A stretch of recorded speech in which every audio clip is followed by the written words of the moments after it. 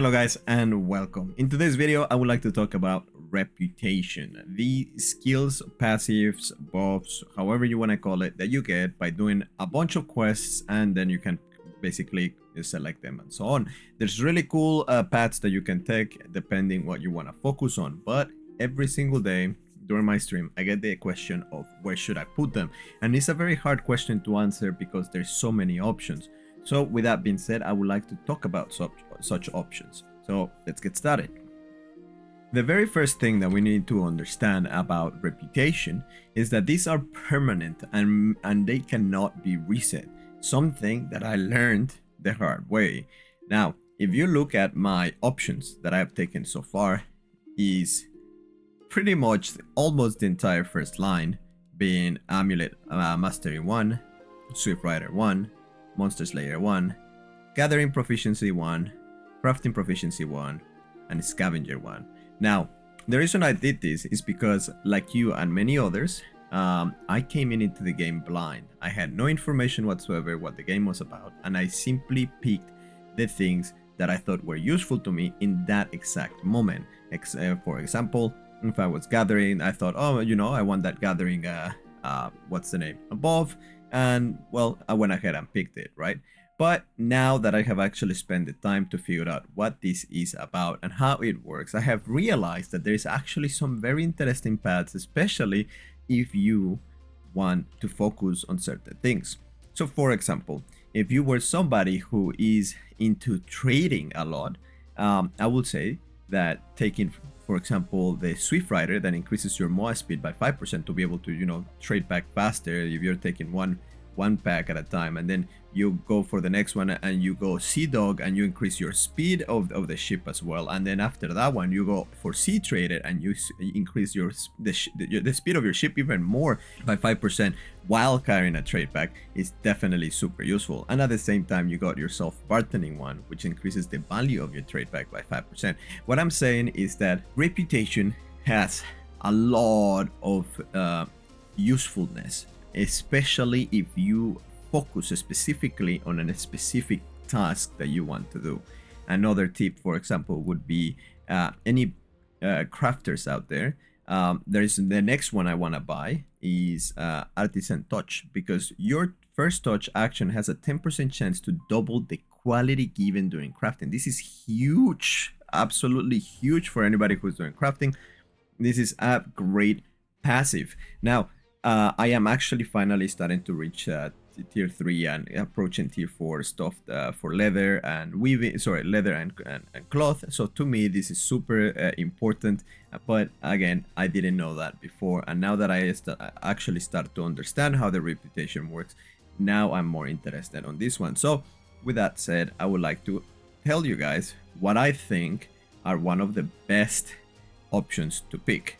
So starting with exactly that one, Artisan Touch. If you are into crafting, take it. It's 100% worth it. You will not regret it, and it will help you out with your crafting. That 10% chance it might not sound like a lot, but it's definitely a lot. The next one, I think it has great value, would be for anybody who is doing, for example, a lot of mining or anything like that. Diplomatic Exaltation. The creatures from Dwarven, Elves, and Goblin families will not attack you unless you attack them first or gather resources. This will allow you to go deep in the mines without being bothered whatsoever by any of the mobs nearby, especially, well, since they're Dwarven, Elves, and so on. And we know there is so many Goblin mines and so many Dwarven mines that are rich of resources for like copper, iron, and so on. And it's definitely worth taking. I see this one with a lot of value. Another one that I do think that you may not agree with me, but I do think has a huge value is the Sellsword. It increases the number of bounty marks earned from Rangers Company tasks by 10%. It might not sound like a lot, but if you have checked out the grind that Rangers Company is, it's a long grind, and 10% on a long run ends up becoming a huge number. It's a long run, and the Rangers Company shop, it unlocks really powerful items, especially early on. So it's definitely worth it if you are grinding that Rangers Company. If you're not, then just ignore this one. Another one The next one would be Scavenger 2. It's a little bit far down, but it's definitely worth it. And I will tell you why. When you are playing and you're grinding and leveling up, you start getting these drops from creatures who are a necessity. A necessity to have to be able to craft a specific kind of weapons. For example, on tier 3 or tier 2, on tier 3 you need the what are they called? The scales, the turtle shells, the shell fragments, that's the name.